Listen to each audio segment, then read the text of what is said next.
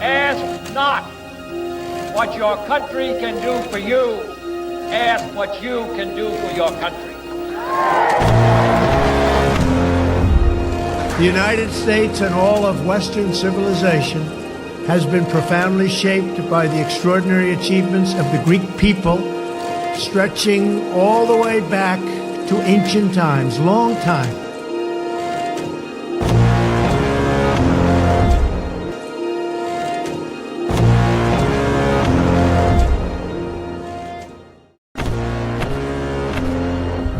A Christian revival across the country. Bible sales increasing over 40% since 2022. Religion app downloads surging nearly 80%. And Christian music Spotify streams up 50% from 2019. Why are they going to the Orthodox Church more than the evangelical church? And I'm evangelical. I'll say, well, first of all, they want something that has lasted. They want something that is ancient and that is beautiful. Something that has stood the test of time. Something that's not going to change.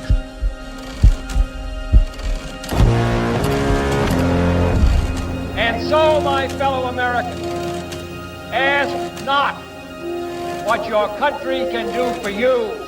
Ask what you can do for your country.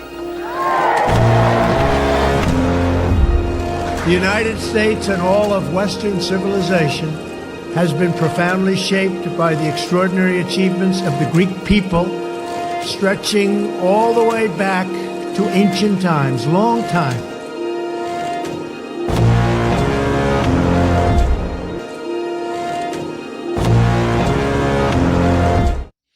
All right, guys, welcome back. Hey, guys, today is going to be a very short stream. I only have about an hour, so we're going to try to push through as much of this Tucker video as we possibly can.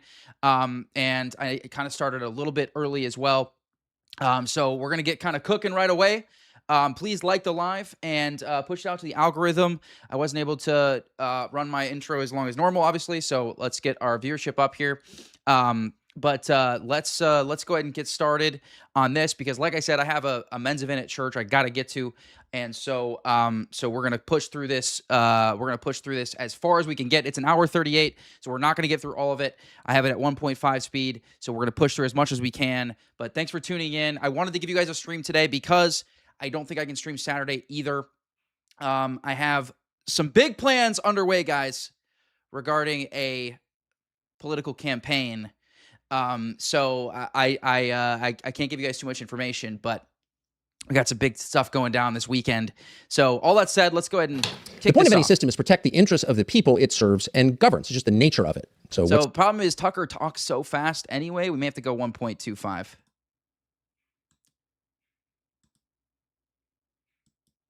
The preacher's job, it's to minister to the souls of his congregants. The point of any system is protect the interests of the people it serves and governs. It's just the nature of it. So what's a preacher's job? It's to minister to the souls of his congregants. What's a president's job? It's to look out for, to protect the interests of his citizens. Really, really simple. It's inherent to the definition. So it's been obvious for a while now that our system is not working as intended because the people in charge of it seem to be looking out mostly, not exclusively, but mostly for their own interests. And you see that all around you. Guys, you know how I feel about Tucker. Obviously, I don't fully trust him because I don't fully trust anybody with, that size platform at this point, right? Because the amount of things you'd had to do to get that kind of platform at this point, I think things are changing now. I think you're going to see more genuine people with this size platform. I do like Tucker a lot. He's a little bit sympathetic to Muslims, which I don't like, obviously. But I much prefer him to anybody else. I much prefer him to Candace. I much prefer him to Fuentes. And those are pretty much like the only other two Christian options on the far right. Who am I missing, guys, on the far right that's actually talking about the Israel issue other than Fuentes, Tucker, and Candace as far as Christians? You have other people like Bilzerian and Myron, but I think those are pretty much the three. And I think Tucker is the best of those three. Government workers make more than the average American. That kind of says it as clearly as anything, but you see it up and down every institution in American life. A lot of them seem to be run primarily for the benefit of the people who run them, and that is bad. And they're less hidden about it than they've ever been. I mean, they're off buying private islands and exempting themselves from the rules that apply to you, and that has caused enormous frustration and resentment from ordinary people. It's like, wait a second, you're not following your own rules. Like, I have to stay home during COVID and you're going to the French Laundry because what are you, a king now? And the answer is, yeah, kinda.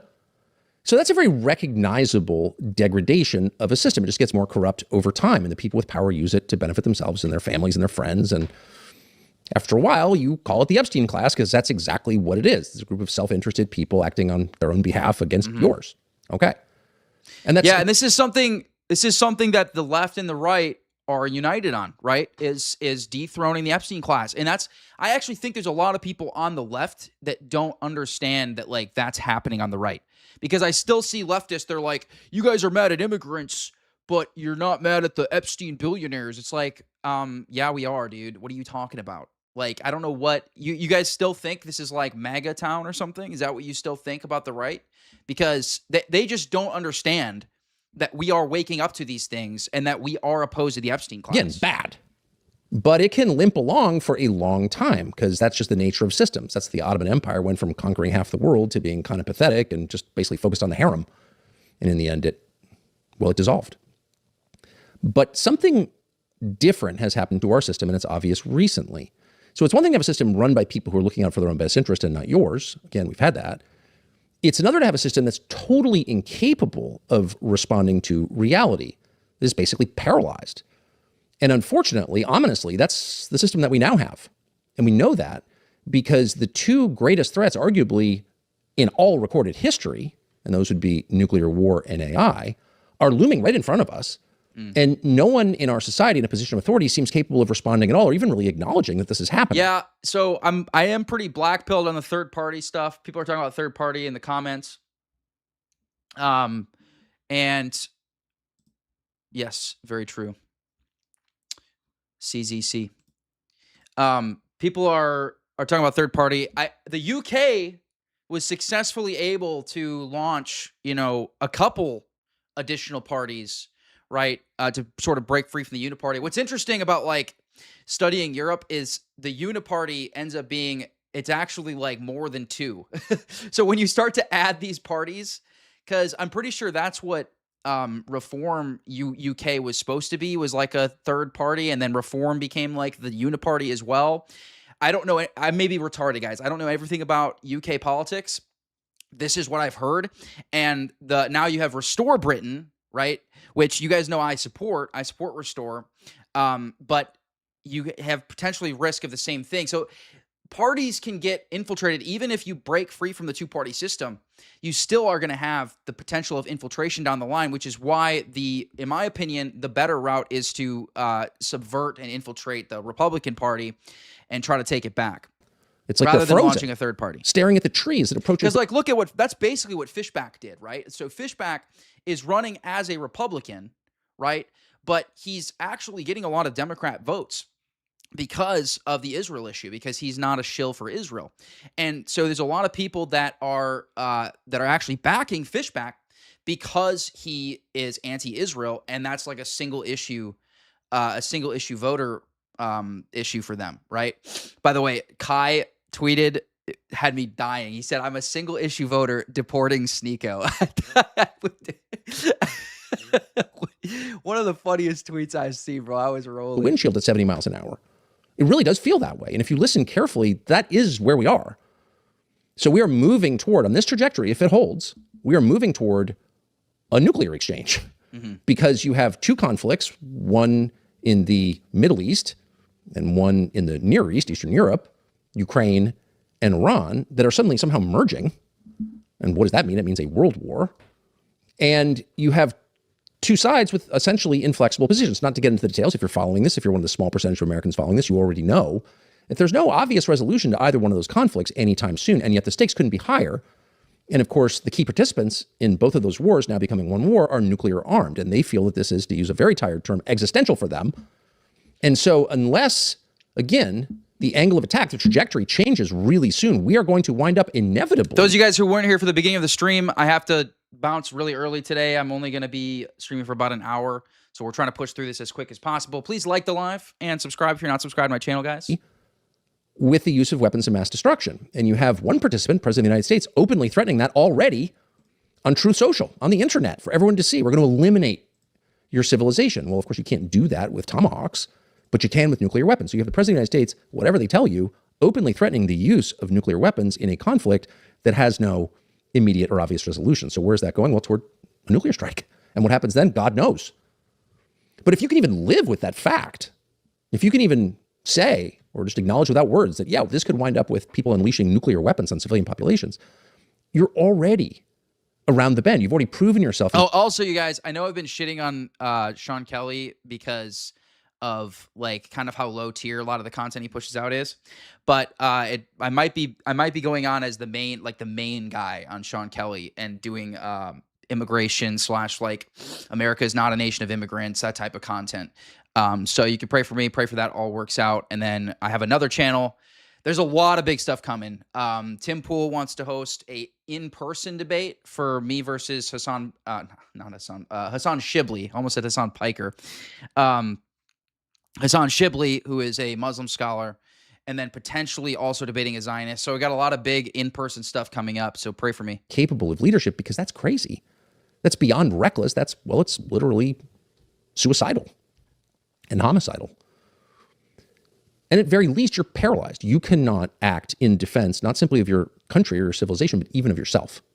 But that's where we are. And the same goes for AI. Now, of course, it's unknown, as with the wars in Ukraine and Iran. Another thing the left and the right are united on. You guys know how much I talk about how impossible the divide is between the left and the right. But the actual issues themselves, so the Epstein class stuff, the Israel issue, the AI issue, the left and the right are like united on all those issues. And those are like the most prevalent. And guys, I'm not saying that there's no such thing as left and right. That's total bullshit. Like, leftists are celebrating Charlie Kirk getting murdered. Good, this is going viral. Right-wingers are posting Nazi edits and the hard R on Twitter, and it's going viral, right? So, like, obviously there is a divide. There is a real divide, but there's also a lot of commonality in the issues. Lines up, and maybe it's just a big bubble. It's the 2000 tech bubble. It's pets.com 100x, maybe. Or maybe the predictions of the people who are developing the technology turn out to be true, which is that it's like the end. At best, we give up our ability to make important life decisions to machines. We put machines in charge of our lives. That's at best. And at worst, the machines decide to kill us all and there's nothing we can do about it. That's what they're saying. Not, the doomsday prophets of Twitter, but the people who are developing this technology are saying, oh, by the way, this thing that we're making could kill everybody, and at very least will make certain that your kids and grandkids and probably you don't have jobs. And we're going to, I guess, do something about that, but it's not clear what. And that's coming in like a year. Huh? What's remarkable about that is not simply that the people doing it are admitting it, really trying to get our attention, telling us we're doing this, but that no one is doing anything. They're just mesmerized, a fixed stare at this thing that might be the end of everything. Who acts like that? Well, normal people don't act like that, and certainly functional systems don't act like that. So without belaboring it, what does that tell you? It tells you that the system is the end. Who else is reporting That's not actually on these things like the way that Tucker is? Like, other than the two names I already gave. Like, Fuentes is talking about it to an extent. Candace is talking about it, but Candace presents herself as a total nutcase. Even if you say she's right about 95% of what she says, like, girl, what are we doing here? You're saying that Charlie Kirk is a time traveler? Listen, Candace, we all love you, all right? We all love you, but, like, what are we doing? Like, you could be right about everything you say, and you're not going to be taken seriously when you say shit like that. And it's working on anyone's behalf. So Tucker is very level-headed. He appeals to normies, right? The way he addresses, by the way, Nick has mistreated Tucker, but what's interesting is Tucker has had ample opportunity to throw Nick under the bus. He was just on Stephen A. Smith. And that's literally like one of the biggest commentators in sports. And he also dabbles in politics. Stephen A. does. And Stephen A. directly asked him about Fuentes and why he had him on. And Tucker completely deflected, rather than throwing Nick under the bus, Tucker completely deflected to Ted Cruz and I think Mark Levin, and how basically they're like genocidal maniacs and nobody has a problem with him having them on. Or maybe it was Huckabee. It was either Huckabee or Levin. I can't remember. But that was who he deflected to. He didn't even address the Fuentes question. That is bound for probably pretty imminent destruction. So that's going away. And we've probably known that any system that elects 80-year-olds to run the place, cynical 80-year-olds, is not long for this world. Like it's not reproducing in the same way that 80-year-olds don't reproduce. It's the end. I don't actually like trust him. Like I don't actually trust Tucker. What I'm saying is that like he's the best we have right now. Like I obviously, I mean, his father was in the CIA. His father was in the CIA. He obviously was in mainstream conservative media for decades, right? So I think that he is well-intentioned. I think he's well-intentioned, at least now. But I don't, at the root of it, like I don't know if I trust him. I think that he's putting out the best rhetoric that I've seen from anyone sort of mainstream. And it is. And that's sad. And, certainly spent a lot of time complaining about it. But at this point, it's just obviously true. And so it's worth thinking about what comes next. Well, something, assuming we're all here, and you have to assume that. You certainly want to. And even if it's not true, you still have to plan for it because we don't know. So something's coming next. Something will replace the system. And the highest hope is that replacement, whatever does come next, will be the result of an incremental process that people have time to metabolize and buy into, approve of, that we don't get an abrupt change, because abrupt changes of political leadership are, well, they're called revolutions. Yeah. Someone said Tucker's father was in the CIA, but he didn't know, but he also did know. Yeah, there was like, this is another thing, guys. Tucker doesn't remember the shit that he says. By the way, I kind of relate to this because like sometimes you will genuinely forget that you said something, like when you put out enough content. And also Tucker's probably not writing his own scripts, right? And he's probably reading off a script, I would imagine. Maybe he's not. Maybe he's... I would imagine he at least has notes. He at least has notes in front of him, right? But he explicitly said that Trump was an antichrist, or at least like implied this. And then in another interview, he got pressed on it. Like, why did you call Trump the antichrist? And he was like, I never said that.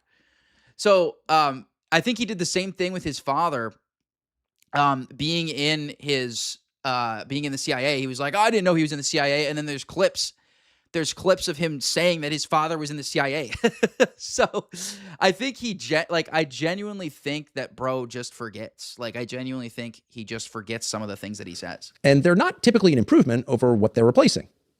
And they have their own downsides in any case. So you hope that this will somehow evolve into something less crazy, less cut off from its core mission, which is to serve the people who live here, and more humane and more pro-human, et cetera. That is just better in every way. You hope that. But in any case, we're getting something different. And the question is, what will that be? And again, we don't know. We know that changes in technology or power shifts globally, all of these facts on the ground are followed by political changes. Political changes follow those changes. They don't incite those changes, right? They're responses to those changes. And so we're getting political changes. They will find political expression. And will it be a third party? Probably. The most radicalizing fact of American politics in the last, century is the confirmation that we got on or about February 28th that the parties on the big issues are identical. Trump initiates the one thing he said he'd never do, regime change war in the Middle East. You guys know I don't agree that that means we need a third party. If that's what this video is about, I don't agree with that. Like, I think we need to infiltrate the Republican Party. That's what I think needs to happen. And I think that that's actually doable. I think we have an insane amount of momentum at the ground level with the youth, and just about everyone under 45 in the Republican Party is far right. They are race pilled. They are Jew pilled. So this is not the time to start a third party when we have all this motion within the GOP. That doesn't make any sense to me. Now, if we fail to infiltrate the GOP, then yeah, we would need a third party. But if we can successfully take back the current infrastructure, there is no reason for us to implement a third party. No reason. Iran, a country much bigger and more powerful than the last regime change we attempted, which didn't work. And there were no protests against it because, of course, the leaders of the other party, his supposed enemies, agreed with him completely, as they did with his budget fundamentally, certainly with the tax code that he endorsed. And that tells us what? One thing, at least, that on the issues that really matter, the most obvious and historically significant expressions of the exertion of power, which would be foreign policy and the budget, tax code. By the way, today, guys, I got my white monster. This is not an ad. This is not an ad. Normally, I have my healthy energy drinks that I get from Amazon, which I'm also not. They're also not an ad, but I drink those on my stream all the time. They're called Yesleys. They're pretty good, and they're very healthy. But I ran out, so I had to go for the classic white boy. White Monster. I get a White Monster. It's very cold, really, very refreshing. Same agenda. Exactly the same agenda. And they go through this whole song and dance to convince us, no, we're really blood enemies. But are they really? No, they're not. And once again, just to restate the obvious, because you can't state the obvious enough, if Trump's opponents really opposed what he was doing, well, then we... Someone said they believe Candace because she appeared to them in a dream. Yeah, bro. Candace, we love you. But just like maybe keep the dream talk to yourself. Maybe keep the time travel talk to yourself. If you want to be taken seriously as a political commentator. Would have people in the streets, famously. And the party whose whole self-understanding is people taking to the streets and marching for this, that, or the other thing, especially peace, would be marching for peace and against this war, but they're not. And why aren't they? Because they're not against it. That's why. Not to complain about it, but just to sort of set the predicate for the next stage in our lives as American citizens. We know that... I'll give Tucker credit. Bro can yap. An hour... 40-minute monologue is insane. The parties are aligned on the issues that matter against the population. Now, how do we know it's against the population? Because we have public opinion polling. And it may not be precisely right, but over time, we get a pretty clear picture of people's priorities. And the big things that the U.S. government, endorsed by both parties, are doing, which is spying on you more, moving an ever-growing share of gross domestic product to a smaller percentage of the population, invading countries, spending $1.5 trillion a year on a military. Which is why GDP, overall GDP, literally doesn't matter. Like literally, when I say it doesn't matter, it does not matter. The only data point that maybe matters is GDP per capita. But like even that I think is wrong because, and I pointed this out, the intangibles, right? The intangibles of, daily life. Like a Greek fisherman has a much higher quality of life than a New York lawyer. I've made this analogy many times. But like GDP overall literally does not matter. GDP per capita kind of matters a little bit. Like you need a little bit of GDP, right? to have like a functioning society, to have, welfare for your populace. But overall GDP does not matter at all. War, et cetera, et cetera, et cetera. All things that they're doing, the big things. Population doesn't want those things. And they're really concerned, despite a lot of hectoring from their leaders, about the price of burritos. And you could say, well, that's awfully small-minded of you, and you shouldn't be eating $20 burritos. But, maybe people $20 want to choose what they crazy. eat, and they don't want to pay 30% more for it over a year or whatever the number is, but it's a big hike. And so if you really cared what people wanted, you would take... That's true, Datnap, but also another thing is Tucker has... Listen, you guys have to understand the position Tucker is in, right? Tucker is not, going to be out... Like, he's not going to have the same rhetoric as someone like me. Because he's in a position, right, where he's exposed to a lot more normies. So he has to red pill the normies by being extremely level-headed. And he himself, though, has he's very tactical how he goes about it. In fact, he has talked about the anti-white rhetoric in the Jewish community. He's talked about how Jews do not like white people and how he said he doesn't know why. But it's very true that Jews do not like white people. Like he's talked about that, right? And so it's for Tucker, he recognizes it's not just Israel. It is Israel, but he's also talked about the anti-white narrative within the Jewish community. That seriously. But as noted, not only do the people in charge not care what you want, they're actively hostile to what you want. And the fact that you want it is evidence to them that it's illegitimate. Well, you shouldn't want that. You entitled little kid. What are you, a college student? The ones who aren't going to have jobs thanks to the AI, they're all invested in. I mean, you see, this is like it's too disconnected to continue. So probably going to get a third party or multiple parties. Is that the best system? I don't know. It's better than the one we have. Will that be enough is the question. And the hard answer is no. Because when you hear people say, well, there's no political solution to this, well, of course, you're rooting for political solution because the alternative is something, kinetic, as they say. And you don't want that. You don't want violence of any kind. Right. But you also know. Yeah, and that's why at this phase, guys, if there are people pushing for violence, they are either feds or retarded. And I'm sorry to break it to you, but if you are pushing for violence at this phase right now, where we have this much momentum in taking back the GOP, we have this much momentum with the young people, right, with the youth in America on both sides, but particularly on the right, you are retarded or you are a federal agent, okay? That's how I see you if you're pushing for violence right now. If you're in my comment section, when are we going to rally the troops? Like, bro, we need to rally the troops for campaigns. That's what we need to do. You guys realize that Fishback is just the beginning. 2028 is going to be, there's going to be a wave of America First candidates running in 2028.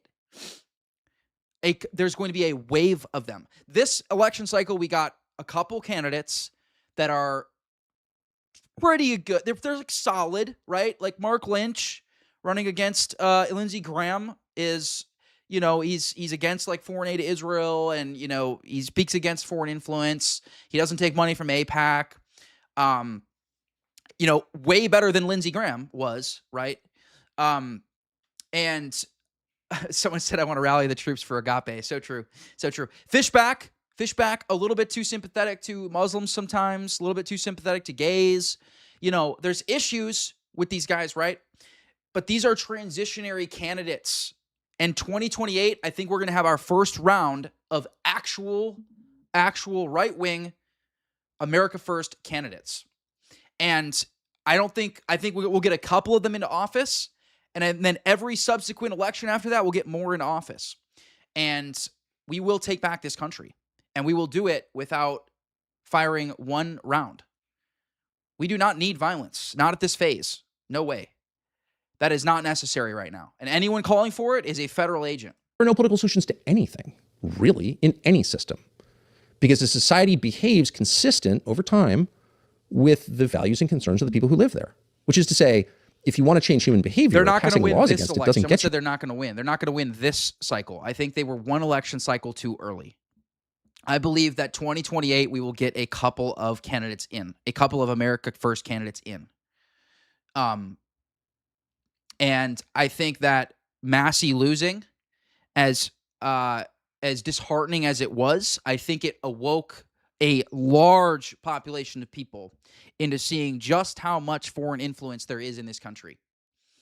And I think people are going to be starving for more candidates like Massey, and they're going to rally behind them, and they're going to get them into office. I really believe that. And you can call me naive, but I see the motion, guys. I see the motion that is brewing. I posted this on my Instagram.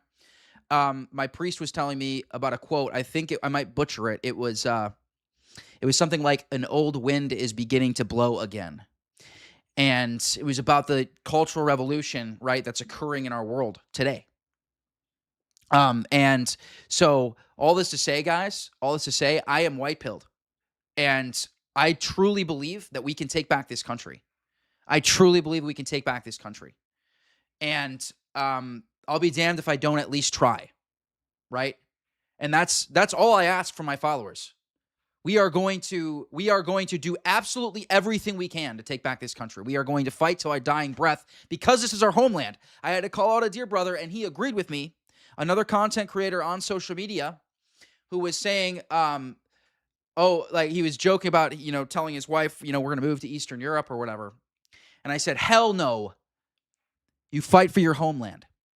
You stay and you fight for your homeland till your dying breath.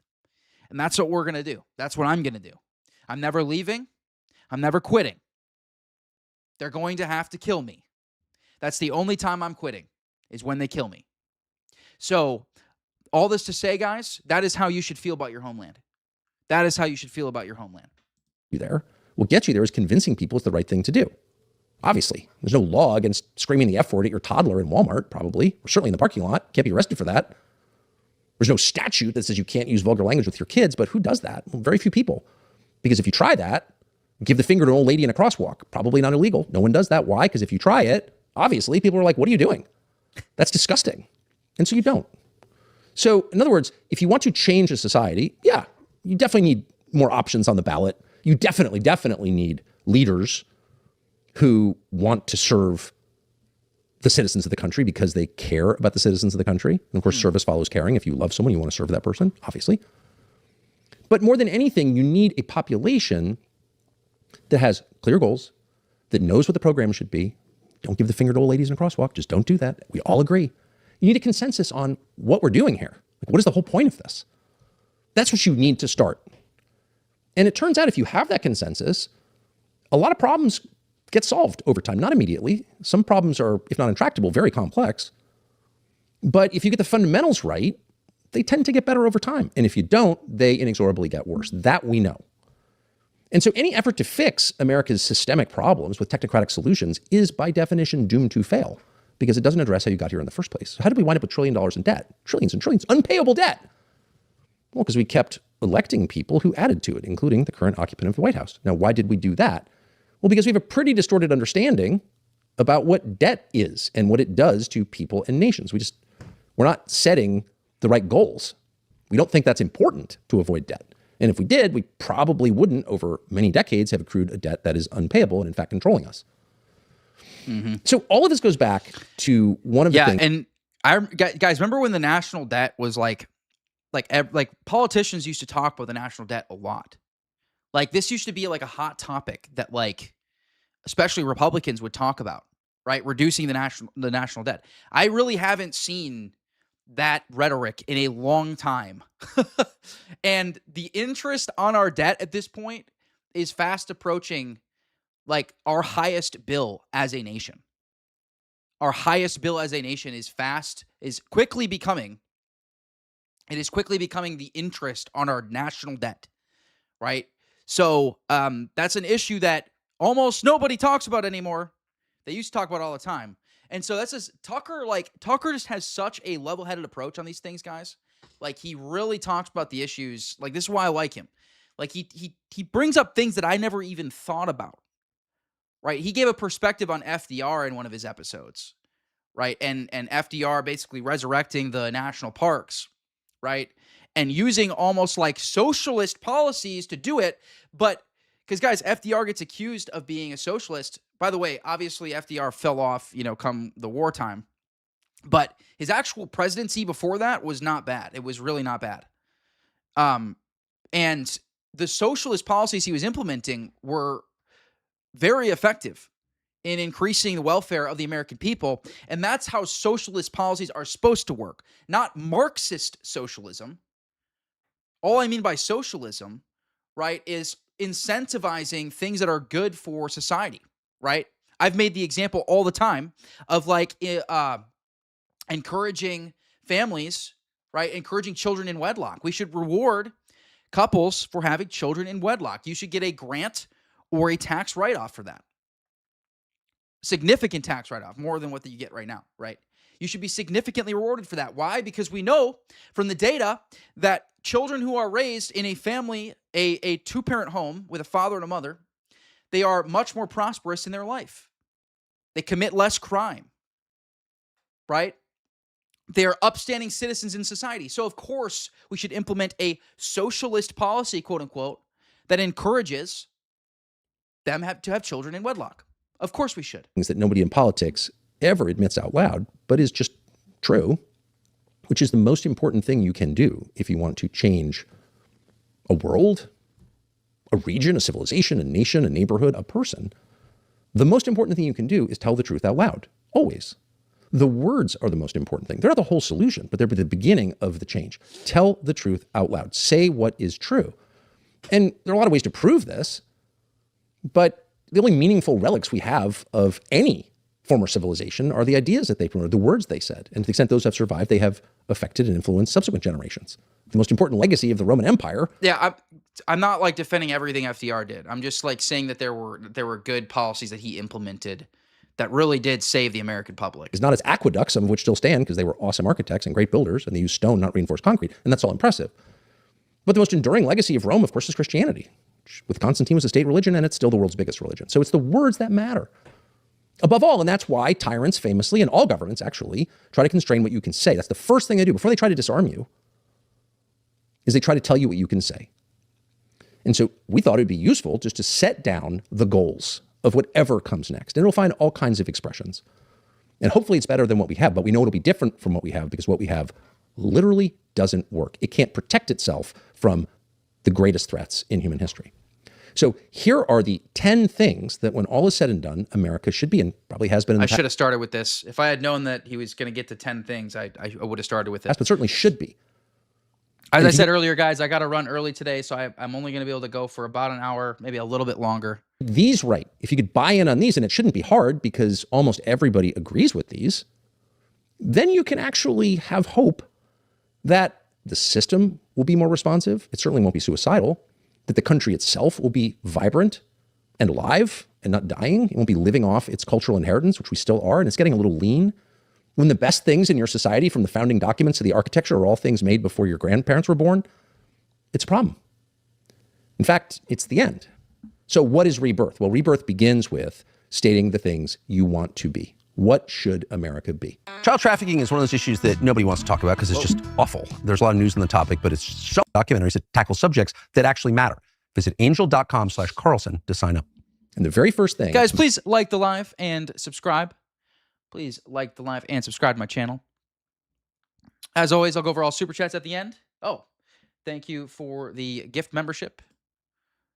Thank you for the gift memberships. Caleb. America should be is fair. America should be fair. Now, not only should America be fair, America was created to be fair. That's the entire point of America. Well, it never has been fair. Yeah, well, okay. But that doesn't change the fact that that has always been the goal. And when you stop trying to find the goal, you have no hope of ever achieving it.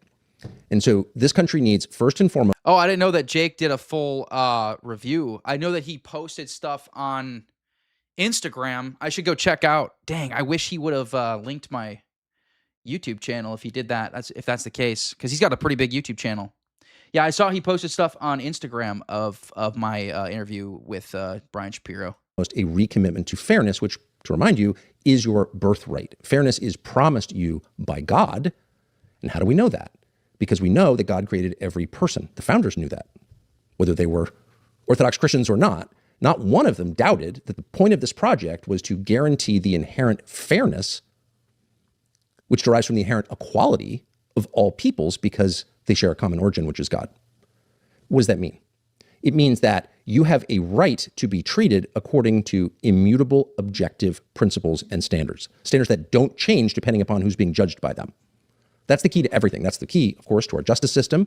Was also, at one point, a guiding... Someone said, your father-in-law is a non-denominational pastor, so you support him, but rather be Orthodox. Well, if it makes any difference to you, my father is a non-denominational pastor, and I converted to Orthodoxy. I still love and support my father, but I believe that the Orthodox Church is the true church. And to your point, it is the last uncorrupted church. It's the last stand. Orthodoxy is the last stand, guys. You know, the Roman Catholic Church is infiltrated. The Protestant mainline churches are infiltrated. Even the conservative branches are infiltrated. So all this to say, yeah, Orthodoxy is the true church, and it's being preserved without blemish, and that's why it is the least infiltrated by far of the major quote-unquote branches of Christianity. I'm using that in the colloquial sense. Obviously, there are no actual branches. There was only one Christianity, but you guys get what I mean. Principle in our economic arrangements, that some people were going to get paid more, some less, according to their ability or their work. This was always the goal. But ultimately, everyone was a human being and deserved dignity. There was a fairness to that, and that it was considered totally outside the realm of the acceptable to live in a system where outcomes were determined by inside deals or who you know or where you were born. Of course, there's always been some of that, people being what they are, but that can never be acceptable. Fairness has to be the goal. Fairness. And fairness, once again, derives from the knowledge that every person is on some basic level equal. And that means that we can judge the actions of any person by exactly the same standards. Nobody gets a pass. And because nobody gets a pass, we can be united despite our differences. And we know this because we know that the fastest way to divide people from each other, whether intentionally or not, is to treat them unequally. If you want to make your children hate each other, play favorites, and they will. If you want your children to get along and love you after you're dead, you treat them equally. You treat them the same, with the same amount of love. That is the key to making certain that your children love each other, is loving them equally, treating them according to the same standards. And if you think about it, the failure to do this, or even acknowledge that this is the goal of the whole society, fairness, is the root of almost all of our frustrations. Why is Jeffrey Epstein... I don't know. I mean, that's not... like, obviously, That's not the goal of society. The goal of society is the welfare of the nation and its people. That's the goal. And by the way, this is actually a really interesting point that Coach Rianu makes in For My Legionaries, because he actually points out that universities should prioritize the well-being of, when they're selecting candidates, right, for whatever programs, they should take into account the individual, of course. He says this, but what he says is a higher priority than the individual is the national welfare, right? So a university should select people, right, for programs that they are good at and in which they are going to benefit to the nation. Not in a way that oppresses the individual, right? But just in a way where you incentivize the individual to join programs that are going to benefit the nation, right? So it was a very interesting perspective, very interesting section of his book that sort of helped me to flip this priority, this Western individualism, right? This Enlightenment individualism bullshit, because that's what it is. It's nonsense, right? It's actually nonsense when compared to how the rest of the world always thought throughout history as far as collectivism. Collectivism is inescapable, guys. I don't know. I hate to break it to you. You don't exist in a vacuum, all right? You exist as your ethnic heritage. You exist as the environment in which you were raised in. Now, in Christ, all these things can be baptized, and glory to God for that, right? They can all be baptized. They can all be sanctified. But you don't lose your identity. You don't lose the essence of who you are, right? It becomes baptized. It becomes sanctified. And so all this to say, you don't exist in a vacuum. You exist as part of a group. You exist within collectivism, whether or not you accept that. So infuriating. Why is that story capable of enraging an entire population? Well, of course, they're the crimes, or the suspected crimes, sex creep, possibly a kid toucher, clearly involved with Mossad, and who knows whether foreign intel agency was involved in the weapons trade. There's a lot about the guy that was obviously criminal. But what rankles people so much by the Epstein story is not that he was bad. It's that he got a pass because of who he was. The rules did not apply to him. And people can't tolerate that. It makes them crazy, and it should. Because it gives a lie to the whole pretense that this is somehow a fair society. And people, when they live in unfair societies, start to behave in very different ways. In fact, if you want to inspire people, not just to hate each other, but to become criminals, to seek their own special deals, to engage in their own corruption, don't punish Jeffrey Epstein and everyone like Jeffrey Epstein, or have a college admissions system or a hiring system run by America's HR departments that's very, very much the same as the Epstein story. Certain people get a better deal because of how they were born or who they know. That drives everybody crazy and gives a lie to the justice system, but not just the justice system, to the whole enterprise. And so a daily reminder to the entire population that we are equal on the most fundamental level, not in ability, not in income, not in appearance, not in By the way, what was the clip I'm thinking of, guys? It was Kyriakou. Wasn't it Kyriakou? It was on like Fox News or something, and it was Epstein's lawyer. I think it was Epstein's lawyer saying that if he was Mossad, it would have been a lot easier to like to free him of his charges. And Kyriakou was like, what did you just say? If he was Mossad, it would have been a lot easier. And like the lawyer like stumbled over his words after that. Do you guys know what clip I'm talking about? Ground, but in value and in core human rights. That's why they're human rights, because they attach to you as a human being. A reminder of that. Yeah, I hate to break it to you, the scriptures, but you didn't lose your identity. You didn't lose your identity. You still look the same. You still have the same last name. You still have the same ethnic heritage. You still have the same family. You still have the same blood. You still have the same gender that you were before. There are immutable aspects. All the immutable aspects of your identity still exist. They still persist in you.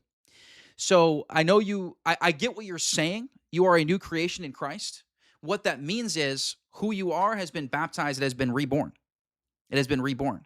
But you still maintain the immutable characteristics of what makes you you. You still have the same DNA. You still have all the same immutable characteristics that make you you. That you are every bit the equal of a U.S. senator, for example. Or that when the FBI shows up on your doorstep, you have the exact same rights as those agents. They represent fairness and justice. They have that authority. But they have no more rights than you. You have identical rights. You don't have to cower before authority because you know in the end you're equal to it. That's the whole promise of the system. And when that goes away, what do you get? Well, you get Epstein, you get cryptocurrency scams that are never punished, you get total endemic corruption, you get breakdown of society.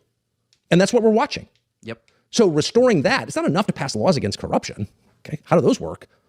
Ukraine has laws against corruption.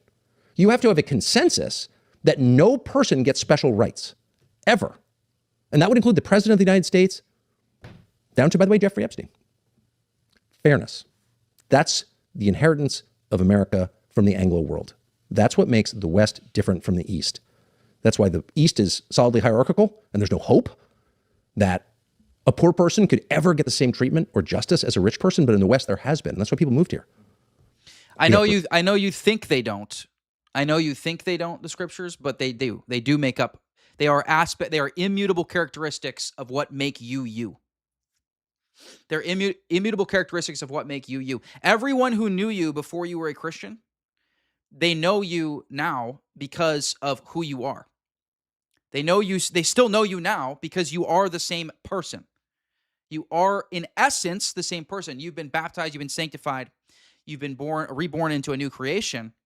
But you are still recognizable to everyone who knew you before because of the immutable characteristics of what makes you who you are.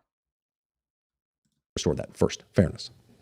The second thing that you need America to do. So fairness is his first point, which I kind of disagree with. I think that's kind of retarded, to be honest. B is sovereign.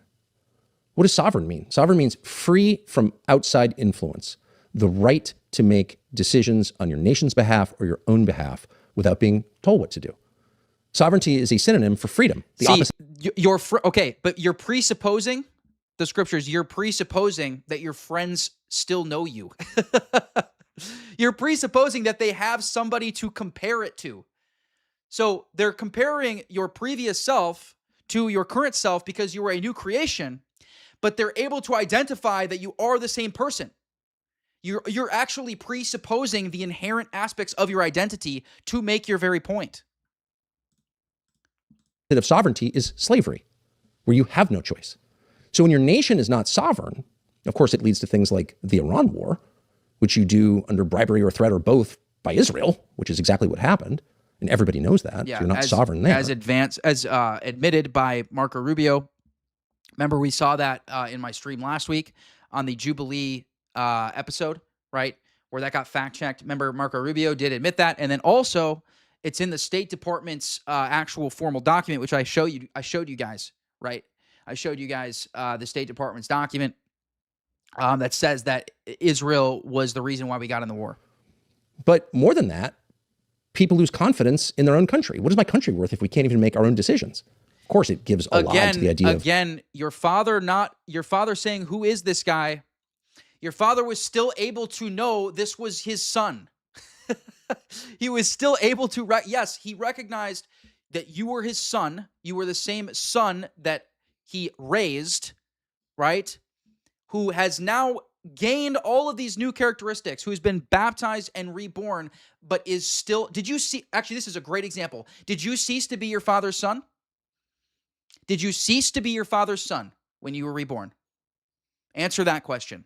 This alone proves my point. But representative democracy, they're not representing me, they're representing the lobbyists, and not just from Israel, by the way, from every big industry in the United States, from tech someone to said pharma Tucker and telecom. is a classical liberal, pretty much. I think he's like a classical liberal who's like red-pilled on Israel and has a little bit more of like a Pat Buchanan mentality about American identity. All of them. But certainly to Israel. I mean, that's taking place in real time. And shouting at you that you're a Nazi or a bad person for noticing isn't really adequate. It doesn't answer the question, why is this okay? Because it's not okay. And everybody knows it's not okay. So sovereignty is essential, or else why have a country? Even a monarchy, maybe especially a monarchy, is sovereign. In fact, the monarch is called the sovereign. And that means he gets to make decisions on his own, hopefully with the interest of his people in mind. But certainly in democracy, it's central to the whole project. But it doesn't just matter to the state, it matters to the person. We have sovereignty as people. We didn't create our own lives. Which is, again, the nation is being an extension of the person. I've said this, and ultimately, well, it's an extension of the family, but ultimately it's an extension of your personhood. But we're responsible for them while we're here, despite our many Which connections is why to you have vested interest inherently in your nation. other people. In the end, the promise is a free man gets to make free decisions. You can't be forced, I don't know, to take some experimental medicine you don't want. No one can force you to do that. How could they force you? That means you're not in control. You don't own yourself. And if you don't own yourself, who does? So sovereignty is at the core of the country, of any country, but particularly ours. And it's not just a question of the person's relationship to the government. It's the person's relationship, I don't know, to the banks. How can a sovereign person... Thanks for this super chats, guys. As always, I'll go over all super chats at the end. Today's going to be a little bit of a shorter stream because I have a men's event to go to with church. But we're going to push through this. I'm going to try to get through all 10. We'll maybe have to skip ahead to make sure we get through all 10 points that he makes. Be underwater in debt. Well, of course you can't. Because and please like the live, guys. Please like the live and push it out to the masses. When you owe more than you can immediately repay, you're effectively owned by the person to whom you owe the money. So debt is an attack on sovereignty. And it's important to say that because no one ever does. And so you kind of move around the society and hear people talk about their credit scores if it's a significant measure of something. Got to have a good credit score. What are you really saying? You have to I think I might have convinced the scriptures because he hasn't replied yet with the point about how he didn't cease to be his father's son. I think he maybe understands what I'm saying now. Worthy of losing your sovereignty to a bank, to a moneylender? So debt is, of course, and this has been noted in previous societies, really since the beginning of time, a form of slavery. You do not have control over your life when you owe money to people. Well, of course, it's unavoidable in America unless you're very rich or extremely disciplined beyond what the average person can be expected to maintain. You're going to be in debt. It's hard to do anything without debt. But is that good? Why are we participating in this? Why are we accepting this as the natural order? It's the most unnatural thing ever devised. And it's bad. And that's why every major religion acknowledges that it's not just unhelpful, it's sinful. So it might be a good starting place to say that a society organized around debt at the sovereign, at the national level, but on the personal level, is not a healthy society because it enslaves people. And it's interesting that which is the problem with unchecked capitalism, by the way. That. And if you're ever to use the U word, usury, which is lending money at interest, which is banned. Such a whistleblow word, guys. Or dog whistle word. When someone says usury, it's such a dog whistle word for you know what. Like when Trump used usury, it's like everybody was like, what? What did he just say? Has been banned in many countries throughout time because it is bad. Even mentioning that puts you on some list, at least in the minds of the people you're talking to, as like a crazy person, if not a dangerous person. That may be the real third rail, is debt. Complaining about debt.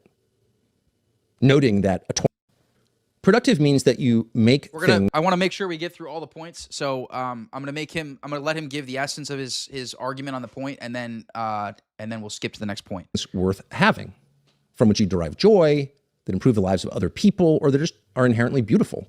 There was a thing called art at one point that was appreciated because it was beautiful. And that's the only reason it was appreciated. It didn't do anything, but it uplifted people's spirits. And that was considered a worthy end in itself. All these assumptions have kind of been erased over the past century in stages, and certainly in the last 20 years. The idea that it is your duty and pleasure to produce something worth having has kind of been lost and been replaced by the idea that the point of work is to make money, to pay for all these things, mostly to pay interest on all these things, part of the debt cycle, and that it's your duty to do that. And you should forego, I don't know, getting married and having kids in order to do that. To basically his point about art is so true, guys. Like you can tell, I think was it Aristotle? One of, it was Aristotle or Plato or somebody that said that, I'm not the philosopher like old Jay, but said that like a society's health can be measured by how much the art reflects reality, right? So if the society's art is completely disconnected from reality, then it's an unhealthy society. Whereas if art actually reflects the real world, then it is a beautiful society. It is a functioning society. It is a healthy society. Service the debt. And you can argue about, how sick that is. Obviously, it's very sick. But you can't elide past the core assumption, which is that it doesn't matter what you make. And that's a lie. It matters very much what you make. And if you doubt that, consider how we judge past civilizations. We judge them by what they make. In fact, there are many civilizations about which we know nothing, not even their name, not their language, nothing. All we have is the record, the physical record of the things they made, and we name the civilization after that, after the stone knife points or the bowls that they made. The whole civilization, to archaeologists, is summed up by their products. That's a great point. Or the fruits of their labor, the work of their hands. But that's true for all civilizations, and we judge them, and we are right to judge them by the quality and the ingenuity and yes, the beauty of the things they made. Fairness. So if you wake up one morning, sovereignty, and productive, and it seems like he's making a argument about basically like what a society produces as far as like the art it produces, the accomplishments it produces. It seems like that's the point he is making. So we're going to skip to the next point if we can find it. Here we go. Beautiful. Oh, so maybe this is a point about art. Is, always has, and should continue to be, which is beautiful. If you were to have left the United States, I don't know, 40 years ago, 1986, and you went somewhere far away, I don't know, Uzbekistan, and you came back, probably the first thing you would notice, other than was it Plato? Was it Plato? Someone said it was Plato that said it. More crowded than it was 40 years ago, is that it's less attractive than it was 40 years ago. And that was, and if you're old enough to remember, yeah, you guys seen those posts on Instagram? The post on yeah, fairness is kind of gay.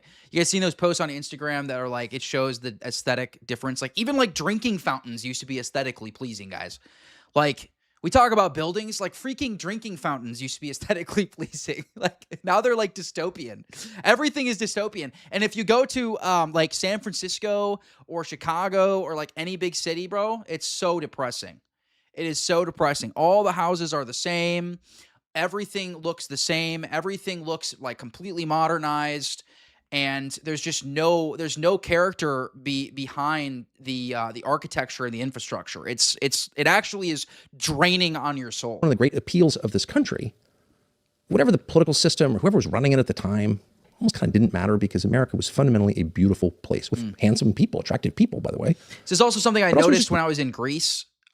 Is how beautiful not only the natural aspect, but also the buildings, the classic buildings, not like Athens, but like Thessaloniki and Crete and Paros. The actual like the first of all, there's churches on every corner, right? There are even like small churches like within the actual like towns, where they're almost like little hole in the walls. They look like almost like a little prayer room, but they're actually a little temple. And there's iconography everywhere. There's art everywhere. It's just a beautiful society, right? And it you can feel your soul. You can feel your soul being sort of like enlightened, from that. It's something about the character in the infrastructure that really brings to light and brings to life, your soul and your nous. Nice.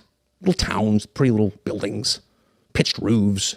People made an effort. It was clean. I remember going in the 1980s to a town called Delo, Mississippi, which I didn't check because Wikipedia didn't exist, but it had to have been one of the poorest per capita towns in the United States. Delo, Mississippi. D''Lo. Who knows what that even means? But I spent a good part of the summer there. And the first thing I noticed was that the poor people in Delo, Mississippi, this is not patronizing, it's just a fact, went to extraordinary lengths to keep their little houses tidy and pretty. And they were. They had gardens in front and used tires painted white to make paths. I mean, it was really kind of amazing. And it was the first time that I realized that it doesn't take that much other than self-respect and some determination to preserve our birthright, which is the beautiful surroundings around us. Because it matters. Now, why does it matter? Kind of hard to quantify. I'm not sure the Treasury Department can give you a straight answer on why beauty matters, but I'll tell you what you already know, which is this. Beauty is ennobling. Being around beautiful things makes you better. Being around ugly things, being bombarded by ugly things, objects, a landscape, denuded of trees, filled with dollar stores, bad architecture, disposable crap, all through your house and your life and your office, that does not make you better. It demoralizes you. It cuts you off from what is true because beauty is truth. And it's totally disrespectful to what we were inherited, to the things that were given to us. And there's no reason for it. And of course, you don't need to be conspiracy-minded to wonder Why were some of the prettiest buildings in America torn down all across the country within the space of 10 years in the 1960s and then replaced by some of the ugliest buildings, concrete brutalist architecture? Why is that? The old Penn Station, Madison Square Garden. Look them up on the internet. It'll shock you that someone decided to tear those down and replace them with what you see there now. But that happened in every city in America. It was called urban renewal. But what it really was an uglification of the country. And again, clearly there was a design to this. There was a reason this happened. It wasn't like urban planners and architects woke up one morning and said, I don't know, a concrete FBI building is just prettier than the one it replaced. No, of course not. They knew it was ugly. That was the point. And what was the point of that? Who knows? Probably not even worth speculating. All that's worth saying is being around beautiful things makes you a better person, and it's within your control. It's certainly within your list of demands, and it should be near the top of that list. And that would include, by the way, cleanliness.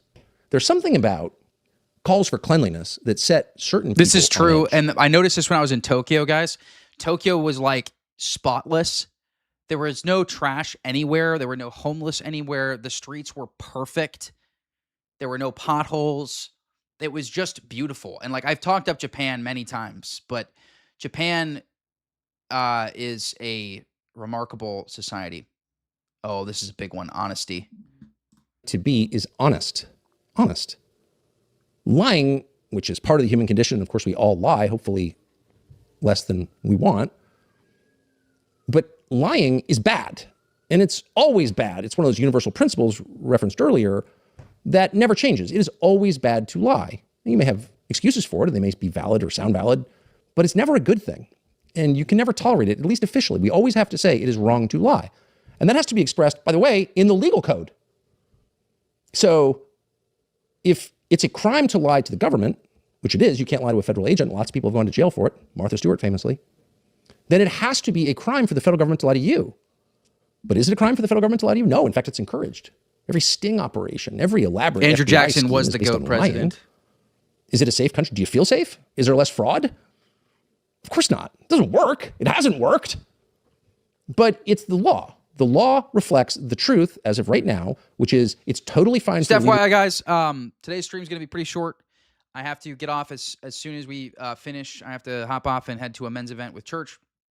We're at number 6 here. We're going to push through all 10, and then I'll hop off after that. Yeah, Teddy Roosevelt. So it goes Andrew Jackson, then Teddy, then JFK. I can maybe see JFK being swapped with Teddy. Depends on my mood that day.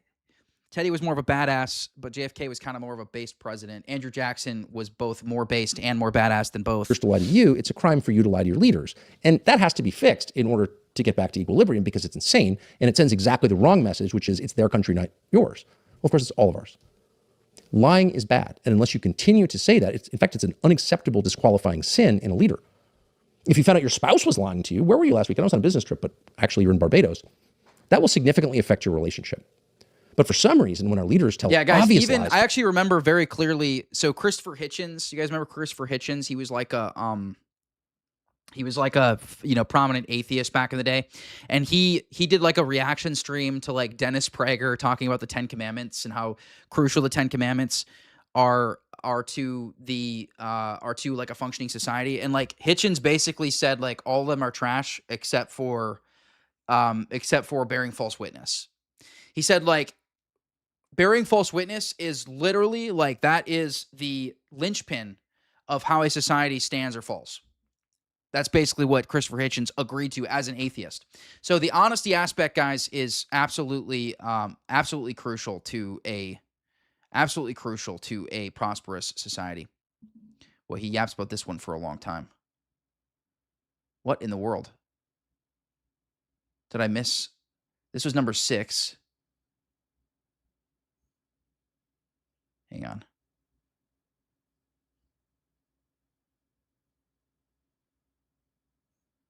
All right, we'll just play it for now. it's about the Iran nuclear program. No, really, it's the Iran nuclear program. Nothing to do with the Iran nuclear program, which you told us you eliminated last summer. So clearly you're lying. That's the moment at which we should stop and say, not accepting this. We are not continuing in this conversation until you admit you were lying and tell me why. In the same way, if you caught your spouse lying about pretending to be in Scottsdale, but was in fact in Barbados, you would say, I'm not going to let this pass. Like, what were you doing in Barbados? We do not have that posture with our leaders. We allow them to lie and to penalize us for lying. And that's really the basis of a lot of the unfairness and corruption that we endure and that has sapped the faith of most people in their government and even in their nation. The permission of lying. Again, it's realistic to accept that people do lie. When pressed, they tend to lie. That will never change. But our acceptance of it is what has to change. And it can. And the main place in a relationship with the federal and state government that it can change is on classification. So what is classification? Classification is the lie that the majority of the big things government is doing are too important to tell you about. You're not allowed to know because if you knew, somehow we would all be less safe. Well, that's a lie. And of course, the main reason that over 1 billion federal documents are classified is in order to give the people running the government the ability to do whatever they want, including enrich themselves, steal, defraud your money, and strip you of the right to do anything about it because you don't know what's happening.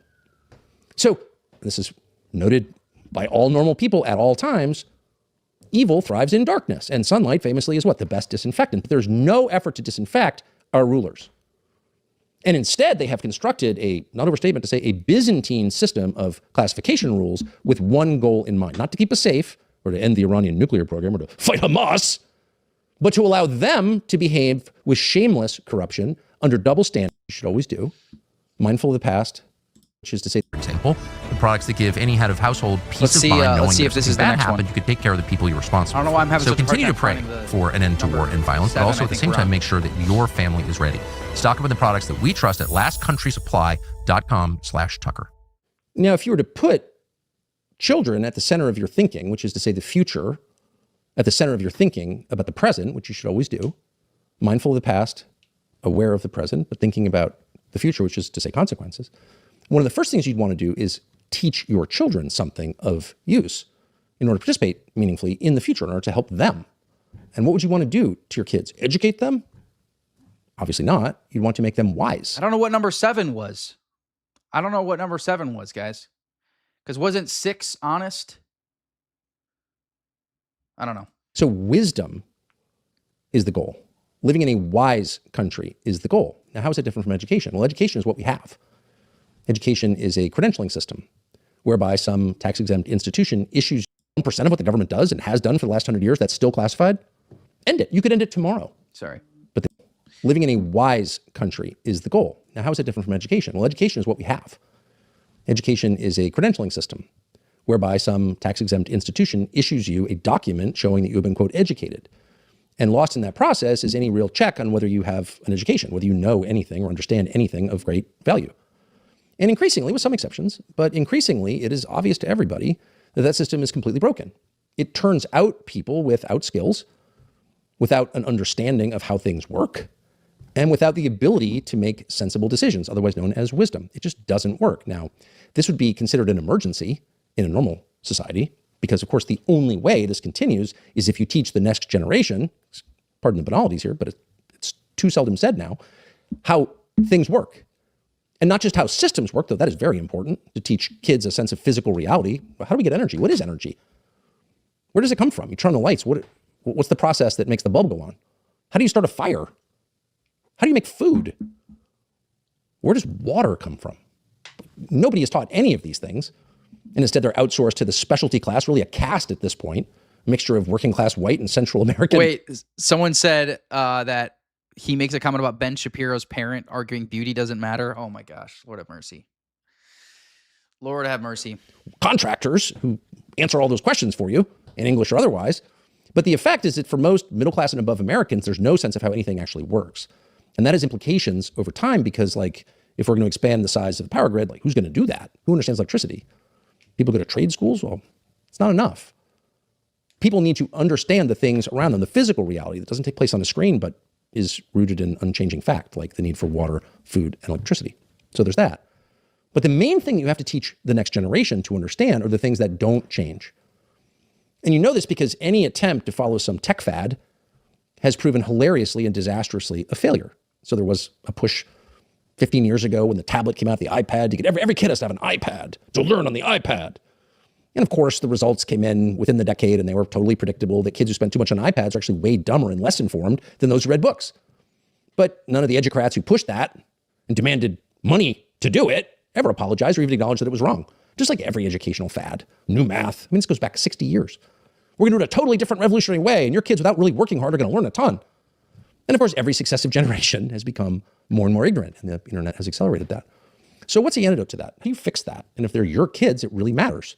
Despite the fact that almost no one in authority in the Congress, for example, or the White House ever talks about education anymore, except as a matter of funding. Seventh is optimistic, 104.23. Okay, we'll go back. After he cuts to the new one, we'll go back there. Let me pin this comment. Okay. Going to control the funding, but the actual 8 was wise or wisdom process of taking a child and making that child into an adult, guiding that child into a productive and happy life, like that's just, they've given up completely. Because you could just deport people to do those jobs. Or you don't need those jobs because AI or whatever. Or it's just too complicated. The things we tried didn't work. The assumptions we had were wrong and they don't want to admit it. So basically there's no effort to educate the next generation, except maybe in engineering or software coding. Oh, but wait, those are now relevant because of AI. So it just shows you the limits of trying to figure out what the next important thing is going to be. You're almost always wrong. In fact, it's hard to think of an example of American, say, university administrators getting the next important trend right. So it might be worth just returning to the eternal goal instead of acquiring ephemeral wisdom, knowledge rather, instead of trying to figure out how to code. It might be worth teaching your children about the things that don't change, like human nature. Human nature is unchanging. The behavior of people in, say, the Book of Chronicles, written 3,000 years ago, is totally recognizable to us. Hammurabi's Code. Ecclesiastes, nothing new under the sun. The first written law. That's why you can study history, and it's basically the answers to the test, by the way. And by the way, it's also why social media content goes viral, because human psychology is the same, right? So the reason why a particular video is going to, if it does well with a few people, it's probably going to do well with a large mass of people, because generally speaking, human psychology is the same. And by the way, a lot of this stuff is over my head, even as a content creator. It's hard to, it's actually very difficult to really nail down exactly what it is about a video that makes it go viral. But it's something about those videos, right, that will make, just in the same way that for a few people, it makes them click the like button, right? In the same way that it made them click the like button, it makes the masses also click the like button, right? And the same is true in history, guys. Human psychology generally doesn't change. The way the masses think and operate generally doesn't change. All that happens is with technology, it gets accelerated, right? It gets accelerated significantly with technology. Is the way people behave on the basis of the way people still behave now, thousands of years later, which is another way of saying these, despite what they may have told you, are facts about people that have not changed in thousands of years, and even with Neuralink are unlikely to change in the future. And so why not explain them to children so that they can explain it rather than worrying about coding, teach your children the intangibles of society. That's basically what he's saying. Benefit of wisdom, so they can understand the world around them and make good decisions on the basis of what they see. Isn't that the whole point of the exercise? Well, because there's an entire lobby. The next thing you'd like America to be, we should demand that America is optimistic. Now, why optimistic? People misunderstand the term. Optimism is not simply the product of an act of will. I'm choosing to be optimistic today. I'm going to be in a sunny mood regardless. I'm choosing to be happy. You can do that, and you should do that if you can. But optimism is also the product of systems. The way things are structured either encourages optimism or it guarantees pessimism. Why are people optimistic? Well, because, of course, they're hoping for a better future.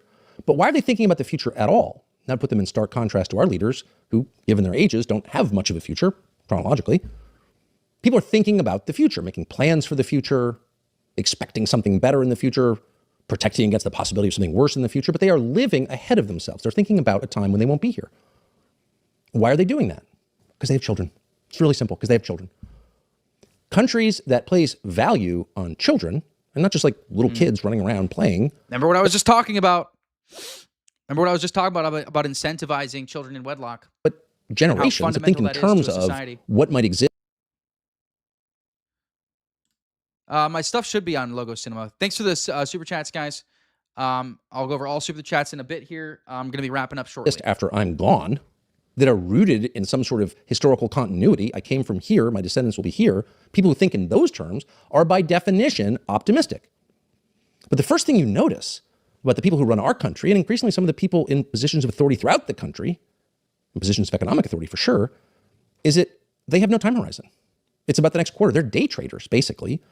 And there's a lot about the finance economy that encourages that kind of thinking from earnings report to earnings report, because it's thinking based on what a share price reflects.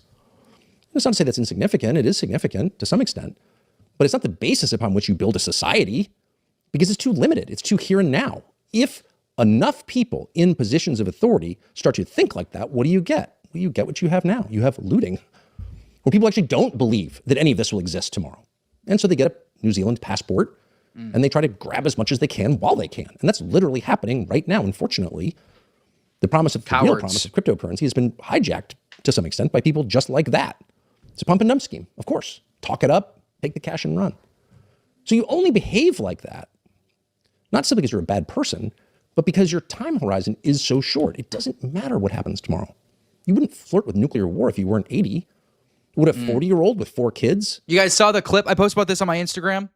You guys saw the clip of Vivek literally saying like, oh, you know, my generation, we're going to be fine. It's really your generation that's going to have to pay the cost. It's really your generation that's going to have to pay the price. It's like, yeah, Vivek, that's true. So how about you let the people that have vested interest, how about you let us actually fight the battle on the political front, and you get out of the freaking way, because nobody wants you in office. Nobody wants a Hindu Indian, a Gen X Hindu Indian in office. Nobody wants that shit. His country to a point where there was a plausible chance that there'd be a nuclear strike, where everyone gets incinerated in a fireball. You would not even consider doing something like that if you had little kids at home, because you got. The second to last thing America should be is decent, pro-human, in favor of people, putting the needs of other people. It's so simple, guys. All of his points are so simple. And, you know, that's the beauty of life. Life is simple. It's very difficult to implement these simple things, right? This is how the Christian life is. The Christian life is not complicated. The Christian life is very simple. It is not easy, but it is simple. It is simple to understand, that even a child can understand it. And the same is true for society, to be honest. That's why I believe my position is common sense. Everything about my position is common sense, and I think I can explain it to anybody. Anybody who is actually willing to engage with what I'm saying and not just spew propaganda at me, I think I can actually convince, at least to see where I'm coming from, right? At least to see where I'm coming from, and not necessarily to agree with me, but to at least see where I'm coming from. Before the needs of, say, systems or machines or abstract concepts. Decency, caring about individuals.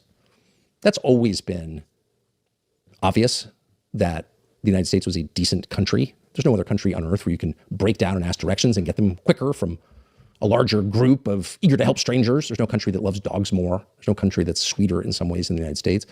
But in recent years, decency has been under attack, and not just sexual decency, the decency please, but human decency, kindness, regard for others.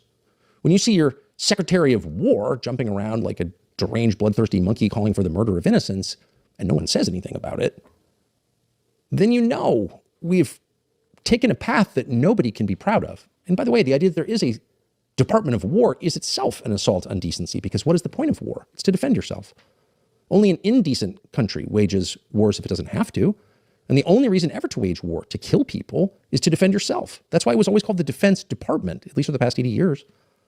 The Defense Department, we are defending ourselves. And if we can't say we're defending ourselves, we're not doing it because we're decent. And in the course of defending ourselves, if we murder people, and it is murder, who committed no crime, pose no threat to us, who are non-combatants, women, children, we're going to apologize for it. And we're going to call it what it is, which is a crime against international law, but more importantly, against decency. And when another country commits genocide against a population, kills tens of thousands of children, I wonder who he has, as countries tend to do, by the way. It's a recurring theme in history. Israel's not the only country that's committed genocide, and neither is Nazi Germany. It's happened a lot. But when that does happen, we're not going to pay for it because it's disgusting. It's not hard to say that. In fact, it's a relief to say that because everybody knows it. And if you blow up a girls' school, you're going to say, I'm sorry we did that. In fact, we'll pay you restitution because United. I actually have a quote that I'll try to pull up that has to do with this. And the last thing, and maybe the most important thing that this country needs to be, is united. It needs to be a nation, and Americans need to be a people. Yeah. By definition, it can't continue without that. It's too big. No country can continue without a sense of itself as a nation, and countries that fall didn't, and that's why they fell. And it's not easy because this nation doesn't have a working majority of almost anything, not a race, not a religion. This is, guys, it seems like this is an oral tradition that St. Dumitru said this. I'm trying to find it actually written in his sources. As of now, it seems like it was it's cited on multiple occasions, so it does seem like he said it, but I think it was an oral tradition that he said it. But he says the absence of any lasting ethnic rhythm means anarchy and ethnic dissolution. And the ethnic rhythm of some duration constitutes tradition, which brings to unity the entire development of a people. Remember, I showed you guys the Federalist Papers that talk about a common language, a common religion, a common everything. And now you guys can see, right? You guys can see that St. Dumitru says something very similar, right? So I'm trying, like I said, I want to show you guys the actual source of that if I can find it. Ethnic background, history, culture. And if it continues along that path, of course, it will break up. You will find parts of the country simply have nothing in common with other parts of the country, so why would the interstate highway system continue? Why would you be able to fly from one city to another without a visa? And you may scoff at the idea that could happen here, but it's happened in plenty of other places. Why wouldn't it happen here? But it doesn't have to happen here. A lot about America's disunity is already baked in the cake, and so arguments about immigration, while relevant, won't change the mix of America, which is, again, a country without an overwhelming majority of any one thing. So in the absence of that, and the absence of an organic, obvious identity, one will have to be created in order to keep the country together. And it's worth doing. And there are a couple things you can do to affect that. And the very first is stop mass migration into the United States, because at this point, there is no justification for it. And no, that's not a racist position. It's the position of a lot of non-white voters in the United States. But it's also a very common sense position for two reasons. One, there's been too much. It hasn't been justified by our economic needs, actually. There hasn't been a desperate need for labor, and that's why we brought in 50 million people from other countries. That's not true. An awful lot of Americans will be looking for jobs soon. So that's not real. And for another, it's been too fast. And even if every person who's come into the United States over the last 60 years was an amazing person, a lot of them are amazing people, it would still be change at a pace that people are not wired to metabolize. People cannot deal with this pace of change. It makes them crazy, and it uproots them. It makes them feel no connection to their neighbors or to their nation, which is not a small thing. Because when the country comes under pressure, if it defaults on its debt, for example, and there's nothing holding the people together, they will come apart. So it's a national security question, really, that you have some kind of national cohesion, some sort of shared culture. And culture is not race. It can sometimes flow out of racial identity, but it doesn't need to. Culture is a shared set of assumptions that holds a big group of people together. And the second reason you can have any more immigration of any kind is because of AI. So you can't simultaneously say, we're going to eliminate a third of all American jobs in the next 5 years, but we need a lot more people coming into this country for work. It doesn't even make any sense at all. And so it's not an attack on any other country or group when you say, I'm sorry, we don't know what's going to happen in this country. We're going to have 100 million people without work. Probably not a great time to bring in new people. In fact, it would be crazy to bring in new people, and it wouldn't be good for those people either. But that's not ever the point. The point of running a nation is to protect that nation and the people who live there. So there's no justification for any immigration into the United States of any kind. Yep. This is where Tucker is very strong on this point, guys. AI. So how do you fix the immigration system right now? Well, one thing that no one's tried yet is just take tax dollars and send them to American citizens instead of to people who aren't American citizens. It's really, really simple. I know it's not racist or mean to say to people, if you come to our country for a better life, more promises, or whatever you say you're here for, and maybe you are here for those reasons, we're not going to subsidize you while you're here. Why would we? Does the United States have an obligation to pay welfare benefits to the rest of the world? And if so, where does that obligation come from? And of course, the answer is no. And it was a little more confusing. So a lot of this stuff, guys, common sense, this kind of ending portion, but I like his last point there about unity. We have to be unified as a nation, and that means we have to be a people. And there, of course, is an ethnic component to that. It's not exclusive, but there is an ethnic component to it. Immigration. Okay. All right. We'll go over these super chats quick, guys, because I got to run. I got to run to this event, this men's event. Thank you for sending the gift membership, Caleb. Is this Stefan? I can't remember if this is Stefan or not. America went down when dudes stopped driving stick. That's true to an extent. I actually drove a stick shift in high school and college. My stuff should be on Logo Cinema. I'm not really sure why it wouldn't be. I uploaded it already. So thanks for the super chats. Orthodox, thank you for the super chat. All right, guys. All that being said, I got to bounce. So thank you for tuning in. I probably will not be streaming Saturday, so I'll probably be back Tuesday. But I wanted to give you guys a stream today because I know I'm going to be out of pocket until next week. So thanks, guys. I will see you next Tuesday. God